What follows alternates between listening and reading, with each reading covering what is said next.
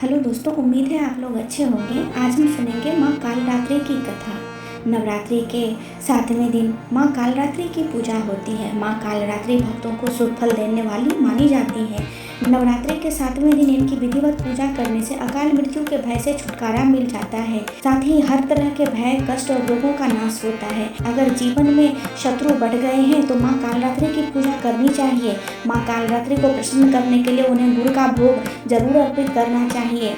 आइए जानते हैं माँ कालरात्रि की व्रत कथा। पौराणिक कथा के अनुसार एक समय रक्तबीज नामक राक्षस का उत्पात काफी ज्यादा बढ़ गया था। उसने मनुष्य के साथ साथ सभी देवी देवताओं को परेशान कर दिया था। कोई भी उसका नाश नहीं कर पा रहा था। ऐसा इसलिए क्योंकि उसे ऐसी विशेषता प्राप्त थी कि जैसे ही उसके शरीर के खून की एक भी बूंद धरती पर गिरती तो उसके जैसा ही एक अन्य असुर पैदा हो जाएगा। ऐसे में इस राक्षस से परेशान होकर सभी देवता भगवान शिव के पास पहुंचे। भगवान शिव को यह पता था कि दानव का अंत केवल माँ पार्वती ही कर सकती हैं। तब उन्होंने माँ पार्वती से अनुरोध किया, जिसके बाद माता पार्वती ने माँ कालरात्रि को उत्पन्न किया।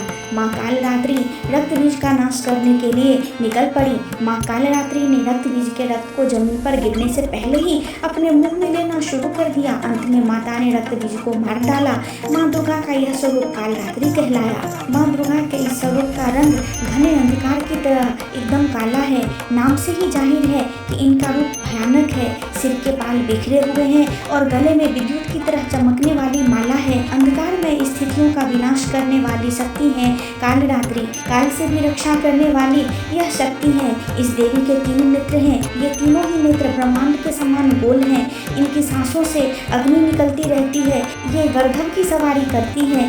ऊपर उठे हुए दाहिने हाथ की वर मुद्रा भक्तों को वर देती है। दाहिनी ही तरफ का नीचे वाला हाथ अभय मुद्रा में है। हमेशा निडर और निर्भय रहे। बाईं तरफ के ऊपर वाले हाथ में लोहे का कांटा तथा नीचे वाले हाथ में खड्ग है।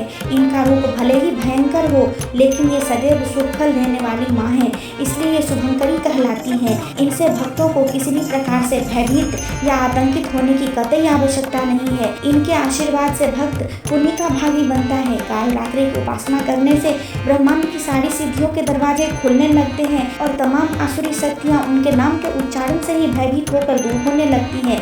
इसलिए दानव, दैत्य, राक्षस, भूत और प्रेत उनके स्मरण से ही भाग जाते हैं। ये ग्रह बाधाओं को भी दूर करती हैं और अग्नि, जल, जंतु, शत्रु और रात्रि भय दूर हो जाते हैं। इनकी कृपा से भक्त हर तरह के भय से मुक्त हो जाते हैं। दोस्तों, आपको मेरी ये जानकारी कैसी लगी मुझे कमेंट में जरूर बताएं और चैनल को लाइक, शेयर और सब्सक्राइब करना न भूलें। जय श्री कृष्णा, जय माँ दुर्गा।